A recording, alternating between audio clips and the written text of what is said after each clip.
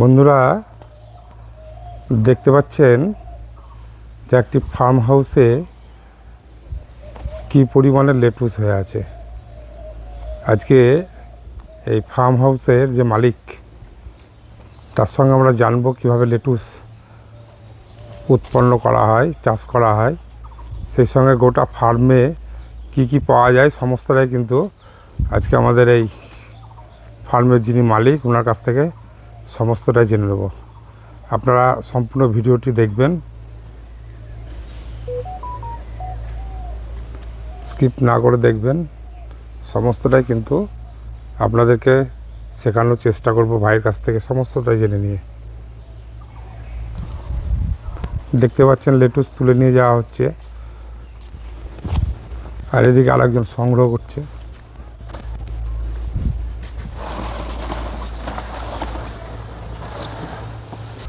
নমস্কার।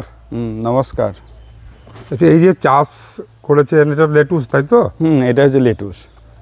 আচ্ছা, এই চাষ করতে গেলে কি করা প্রয়োজন আমাদের? আমাদের এই চাষটা হচ্ছে আমাদের মুর্শিদাবাদের যে ওয়েদার, সেই ওয়েদারে ঠান্ডার সময়তে বেস্ট, মানে ঠান্ডার সময়তে হবে, তাছাড়া আদার্স অন্য টাইমে খুব একটা ভালো কোয়ালিটি হবে না। এবার সেই ক্ষেত্রে আমরা মার্চ মাসে এটাই লাস্ট, আমাদের 3টে লট চলছে। একটা লেটুস রেডি হতে সময় লাগে 35 থেকে 40 দিনের মধ্যেই সে রেডি হয়ে যায়। আর পার প্ল্যান্ট একটা করে লেটুসের ওয়েট হয় আপনার মোটামুটি ওয়েট হবে ওই 260 থেকে 50 গ্রাম 60 গ্রাম এরকম ওয়েট হয়। মানে 250 থেকে 300 গ্রামের মধ্যে, 250 থেকে 300 মতো ওয়েট হবে, ঠিক আছে, একটা পার গাছে ওয়েট। আচ্ছা, এই বীজ কোথা থেকে সংগ্রহ করতে হয়?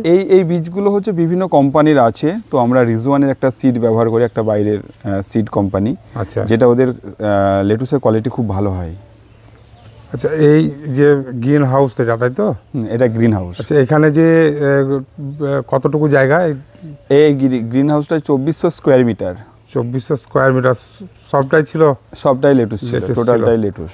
মাঝে মাঝে যেগুলো ফাঁকা জায়গা দেখছি এইগুলো হচ্ছে লেটুস, যেমন বড় হয় সবগুলো তো একসঙ্গে রেডি হয় না। আচ্ছা, এবার কোনোটা যদি ছোট থাকে তাহলে আমরা ওটাকে পরে তুলি, যেগুলো রেডি হয়ে গেছে, যেগুলো পুরো সাইজ হয়ে গেছে সেগুলোকে আগে তোলা হয়। আচ্ছা, এটা আমাদের লোকাল মার্কেটে কি বিক্রি করা হয়? এটা আমাদের কলকাতা যায়, কলকাতা বিগ বাস্কেটে পাঠানো হয়। আচ্ছা, আপনার নাম? আমার নাম সুদেব মণ্ডল। আমাদের ফার্মের ঠিকানা হচ্ছে খিদিরপুর, বেলডাঙ্গা, মুর্শিদাবাদ। তো ফার্মের নামটা কি? নার্সারির নাম হচ্ছে গ্রিন ওয়াল নার্সারি।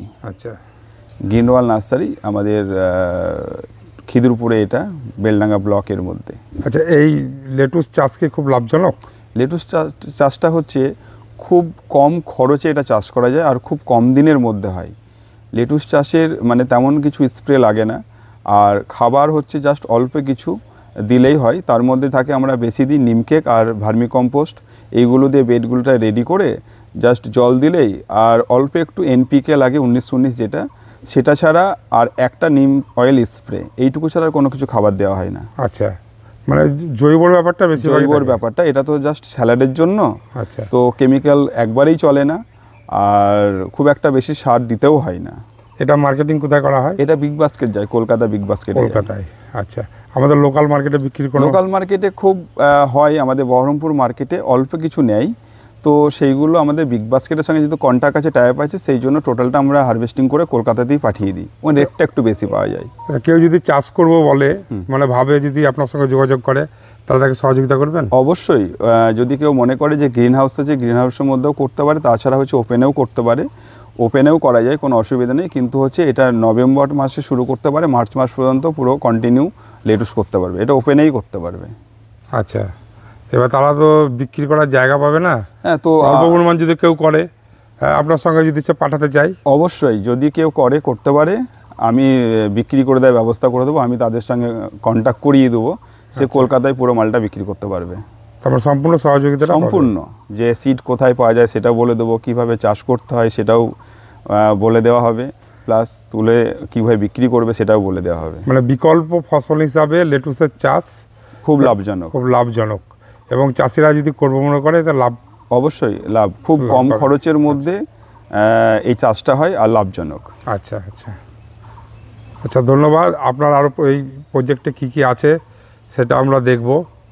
বন্ধুরা, আপনারা দেখতে থাকুন লেটুস সম্পর্কে সম্পূর্ণ আলোচনাটা এখানে করা হলো। দেখতে পাচ্ছেন জল নিকাশির ব্যবস্থাও কিন্তু খুব সুন্দরভাবে করা হয়েছে। মধ্যেখানে একটু খাল করা হয়েছে, মাটিটা ঢিপি করা হয়েছে, যেমন ওই কপির চালা ফেলার জন্য যে ভাটি তৈরি হয় ঠিক সেভাবেই কিন্তু এখানে ব্যবস্থা করা হয়েছে।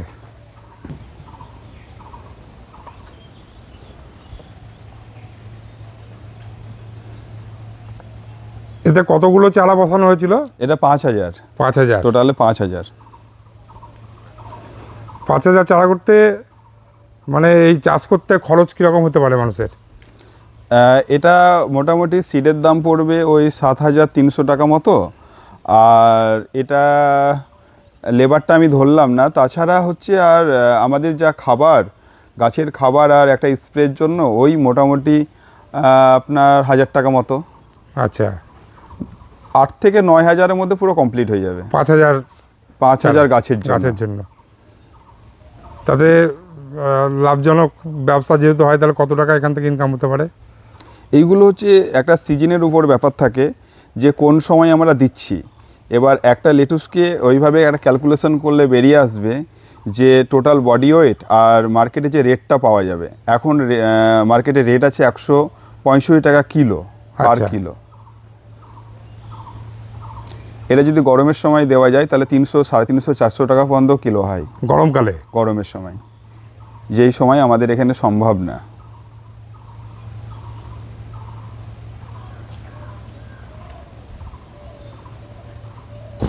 দেখতে পাচ্ছেন লেটুস সংগ্রহ করা হয়েছে এখানে, আর ওজন করা হচ্ছে প্যাকেটিং করে।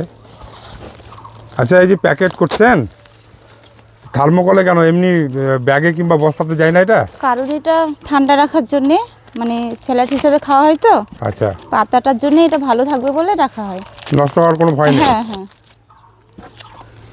আচ্ছা, এই লেটুসের প্যাকেটিংটা কিভাবে করছেন যদি একটু দেখিয়ে দেন। প্যাকিংটা থার্মোকলের বাক্সের মধ্যে প্যাকিং করা হয়। আচ্ছা, প্রথমে কলা পাতা দিয়ে তারপর বরফে এই প্যাকেটগুলো দেওয়া যায়। আচ্ছা, দেওয়ার পরে এর মধ্যে লেটুস দিয়ে প্যাকিং করা হয়। লেটুস দিয়ে দিলেন, তারপরে প্যাকেট করে দিয়ে আবার উপরে কলা পাতা, আবার কলা পাতা দিয়ে ঢাকা দেওয়া হয়। ব্যাস। আচ্ছা, একটা প্যাকেটে কত কিলো করে থাকে? এইগুলো 10 কেজি। 10 কিলো? হ্যাঁ। আচ্ছা, কি নাম আপনার? আমার নাম শিখা প্রামাণিক। কতদিন ধরে কাজ করছেন এখানে? এখানে প্রায় 8-9 বছর হবে। আচ্ছা,